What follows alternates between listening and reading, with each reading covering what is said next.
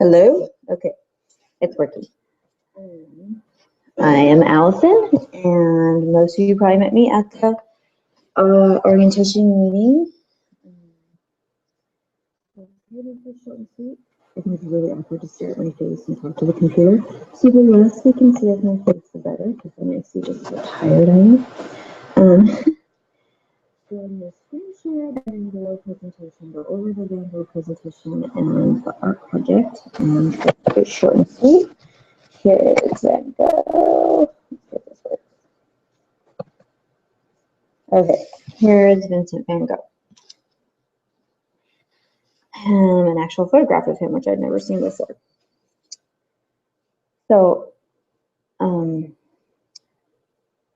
the PowerPoint and the outline that you're going to get were written probably 5 years ago. The program is on, I think, a 5 or a 6 year rotation. What, 6 year, I guess. So that every kid will get different artists for 6 years, but then it cycles back to the beginning. So we're back at the beginning. They were doing the program slightly differently back then, but not terribly differently. Just there's a lot of biography in this outline and just a lot of slides. And there is a shorter PowerPoint that I'm sending to you as well. I'm going to go over the longer one. The shorter one just has some of these same pictures. And it's on the laptop, it's on the thumb drives, both of the presentations. So you can choose if you want to do the shorter one or the longer one. I think there is some advantage to being able to, you can skim through some of these, but just to show them more of his artwork, I don't see any harm in that. But that's totally up to you. As far as the outline goes, it has a lot of biographical information. I'm not going to go over every single point of this. You can read through it. You can decide what you think is interesting to share with the kids. I definitely wouldn't share all of this information. But so I'm just going to kind of go through and maybe mention some talking points on the pictures that will prepare us for the project and then go over the project. So Vincent van Gogh, Dutch painter, as we all know. Here's one of his early works. Now, interesting thing about Van Gogh is that he wasn't one of these artists, and you hear so much of that. They wanted to be artists from when they were young children and they were always drawing and painting. That doesn't seem to be his story. He was really close with his brother Theo, who basically funded him throughout his life. And Theo suggested to him that he become an artist when he was in his late 20s. And he was not one of these prodigies. He had to learn the principles of art. He went to various art schools. He put a lot of effort into learning how to draw and paint. And he obviously had talent, and he was able to learn to do so very well. But it's interesting that was something that he came across not of his own suggestion, and that he had to go through a lot of training to get to where he had to get to the level of talent that he got to. So this is from what they call his Dutch period. And an interesting thing is that he wanted to be a minister at first. So that's why he wasn't, like, in his late 20s when he started painting. He tried other things first. He wanted to be a minister, but he is kind of, I mean, we've all heard the story about the ear getting cut off, and we'll get to that. He obviously had some mental issues. And he just lived in such squalor that when he tried to be a minister, like the people, the parishioners were really just turned off by him and kind of turned him out. Didn't want him to be in charge of their congregation. But he really sympathized with the poor and had a good heart. He did his focus at first was on painting the poor, miners, peasants, those he'd met while he was a minister. So he really had these people on his mind and in his heart. And I think the drab and gray, dark colors reflect some of the mood of that time of his life and just of the lives of those people. So this is considered, the Potato Eater is like the masterpiece of his Dutch period. And then a pair of shoes is from that period as well, another well-known one. And you can kind of just talk to the kids about, you know, what do these paintings make you feel? Why do you think he painted these shoes? How is he giving you a certain feeling? Talk about the way the colors can give a dark, heavy feeling, because that's what these people's lives were like. And the shoes, why put the showcase on the shoes? And that's the great thing about art. That's what I love in discussing. The artist biography is interesting, and I think we should touch on that so they get to know the artist, of course. But just it's so fun for them to look at the paintings and to have it be open-ended, and for them to tell, this is what I see, this is why I think that he painted it this way, and maybe this is why these shoes are important. And for every painting, like it's a lot of times they're asked to give the right answer in class, but here there's not really a right answer. It's kind of refreshing to just get a discussion going on what they think of the art. So here, and as we know, Van Gogh painted many, many self-portraits. So here's one of them from this early period, self-portrait with pipe. So we can use this to kind of contrast with later self-portraits of himself and see how his style is developing. So later he goes to Paris, he meets the Impressionists, and this changes his art. He is not, he's not really classified with the Impressionists. He's more of a post-Impressionist, where he takes their ideas. And the kids probably know something about Impressionism, at least the ones that are in like not kindergarten, because we did it last year. Just remind them of that's where the artists are not trying to do photorealism, but give more of obviously the word, an impression of the scene, just like you do an impression of somebody's voice. It's not exactly what it sounds like, but you can tell who they're trying to imitate. So they're imitating what they see, but putting their own interpretation upon it. So he's doing that same thing, but not in the exact same style. He uses a lot of really bright colors, contrasting colors, and does interesting things with perspective and brush strokes. So he has his own style that he takes beyond the Impressionists.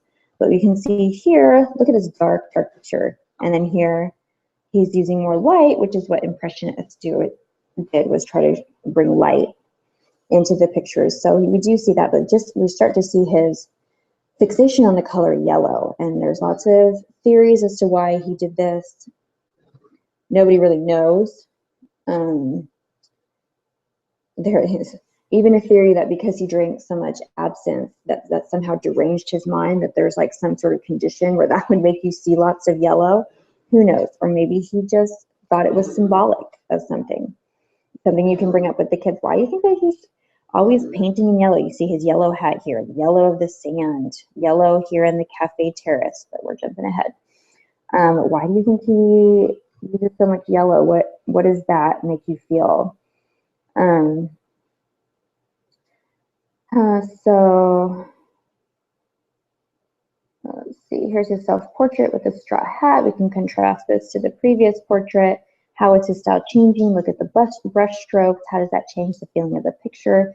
Definitely seems more light and airy. Let's see. Here's the fishing boats on the beach. More bright colors. He's using the color to guide your eye around the painting.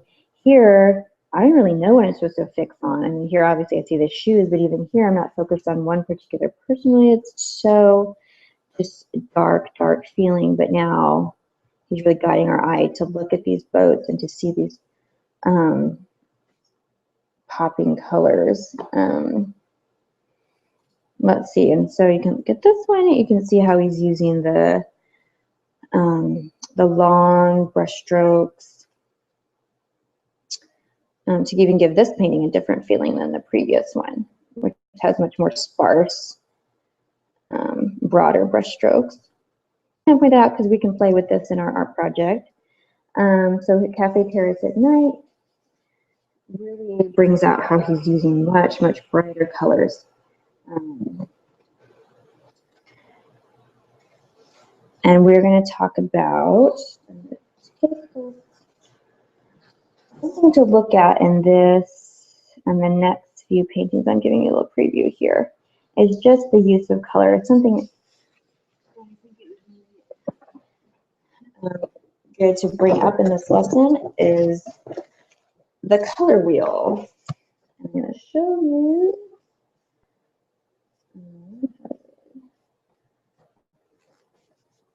Stop that screen share for a minute. So we have these pictures of the color wheel. There's one on the art, there's one on the color. Let me just talk about basic color theory. We all know about primary colors and mixing them together to make secondary colors, which is how there's complementary colors. And how when colors are far apart on the color wheel, the opposites, that creates a lot of contrast, and it influences the feeling of the paintings like he's doing. So we can see that. Go back. Let's see if we can go back. Let's look at this.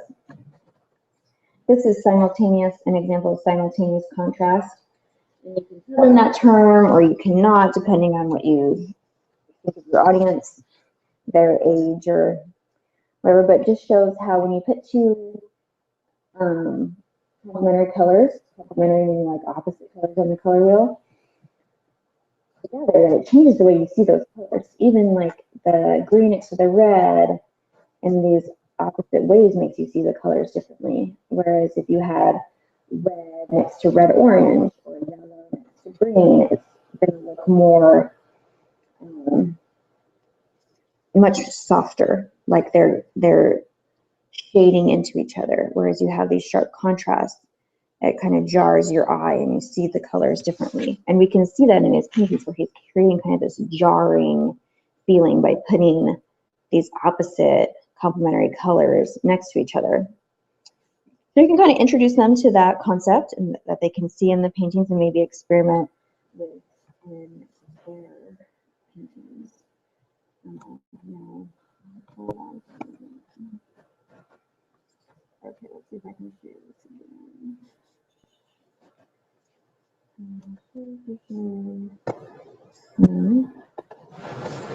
Here we go. Sorry. Okay, so here's Cafe Terrace at night, and you see the blue and the yellow, the contrast there. The bedroom or Arles, I don't know how to say that, but this is where he lived with Gauguin for a little while, and this is where he cut off his ear. A lot of famous paintings were done at this location and was called the Yellow House. So again, yellow. He loved yellow. He lived in the yellow house. But the perspective in this painting is kind of off, where the bed is just the lines are a little off, or it gives you kind of this dizzy, disoriented feeling. I mean, but there's perspective with like this chair in the background, smaller than the one in the foreground. It just kind of has an off, dizzying feeling, and you can just talk to them about, how does this painting make you feel, and maybe talk a little bit about how he's using the perspective. These things on the wall almost look like they're falling. Give what he thought of this room. Okay, Sunflower is the famous painting, more yellow, of course. I mean, this is something he did. It said, like, when he was really happy, he was excited to be living with his artist friend Gauguin, and that Gauguin was coming to live with him. Here's Gauguin's chair, and you can see the complementary colors with the yellow and the green and the blue, but also the red, kind of bringing those opposite colors in, creating some harmony, some disharmony in the painting.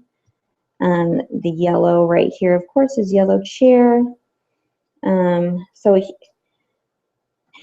Gauguin's chair, Van Gogh's chair, they were tight. He really admired Gauguin and wanted to have this artist relationship with him, but then they got into this big fight and he cut off his ear in a fit of rage, and then we all know that he didn't intend to at the time apparently, but afterwards decided to give it as a present. He went down to the brothel and presented it to a lady friend. And we'll see him right here. They weren't able to put that ear back on. So here he is now in the self-portrait. You can see lots of greens and yellows. So these are colors that are close together on the wheel. But when we get to Starry Night, oh, we have yellow really popping out of that blue. And here we have lots of opposite. And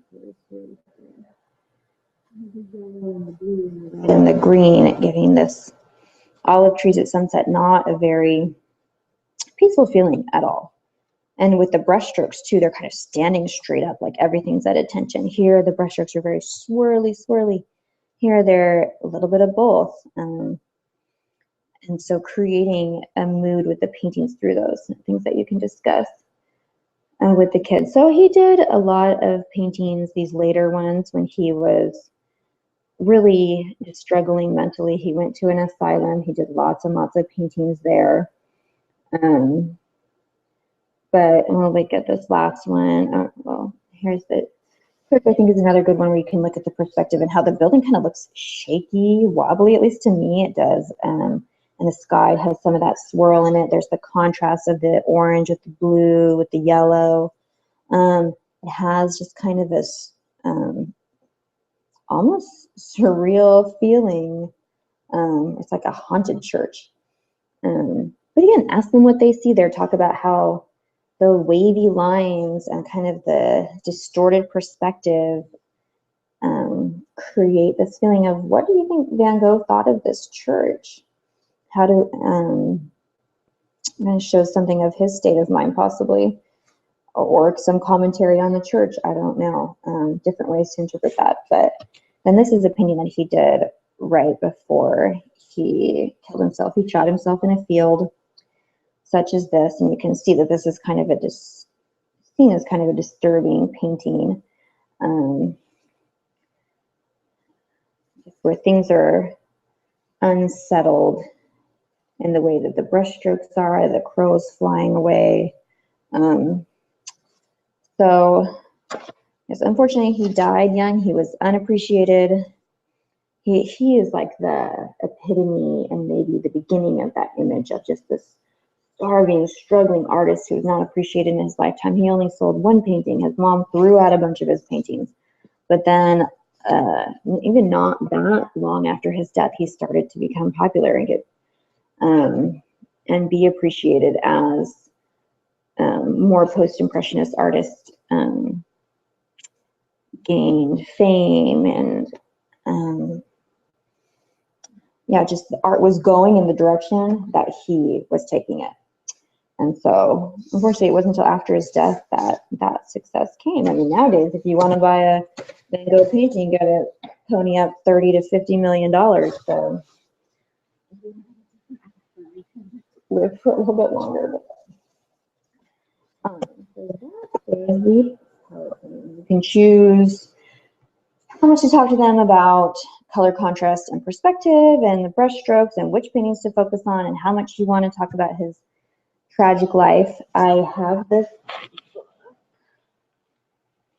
Stop the share of the PowerPoint. Okay, here's the book. Camille and the Sunflowers, which I mean for a younger audience, but you can read through it and decide if it's for your class. But it gives it shows that he was very singular and not accepted by the community, but in a much more friendly way than some kind of the biography in its gritty details is a little bit disturbing. So here's a way you can kind of introduce him and his biography and his personality in a more friendly manner, and that you can show some of his paintings. He's painting the sunflowers. There's an image of him like on a starry night, and that's the painting we're going to focus on for our project. This, as I said, this project was done before, so these are some examples from 5 or 6 years ago. Doing their stuff. Check this out, get an idea. So basically what you're going to do is you're going to use blue paper. We have black paper. So there is some blue paper, dark blue paper if you want to use that, but mostly we have black construction paper in the closet. And we have scraps of paper. Bunch of scraps. Ooh, they're falling everywhere. Different shapes and sizes, and I'll give them scissors and glue so they can create their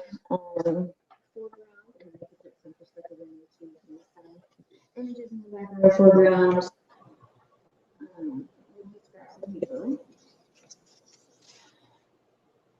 And then we're going to pour. We have paper paint. We have big jugs in the art room, and we have little bottles on the art cart, and a bunch of paper cups. So I figure for each table, there's like 6 in the art room and however many in the classroom. Give them, just put in the middle of the table the colors. You can put them in a color wheel. That might help them to think about mixing and using contrasting colors, and playing with that the contrast of complementary colors. So doing paintbrush, water, and just put the paints in the middle. Everybody can just share the paints. You can put them in a color wheel if you want, or you can ignore me on that.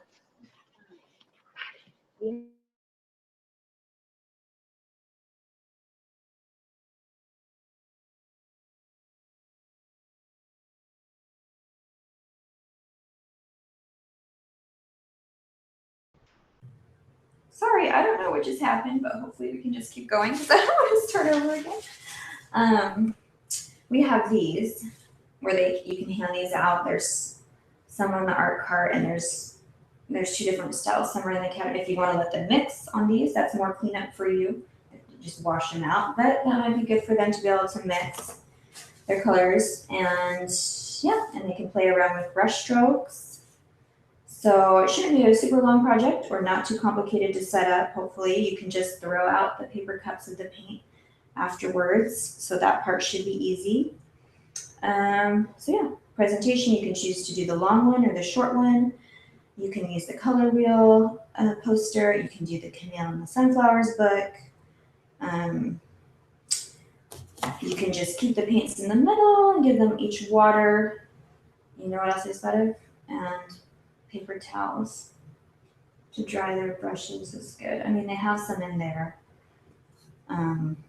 So you might, put some towels down for them to kind of wipe off their brushes in between. You can let them mix the colors. We just let them. So glue, scissors, paper, paints. The list of the things that you need is in the Van Gogh cabinet in the art room. So hopefully that covers it, and that you'll have fun with this. Yeah, just email me, call me if you have any questions, and enjoy. Okay, talk to you later.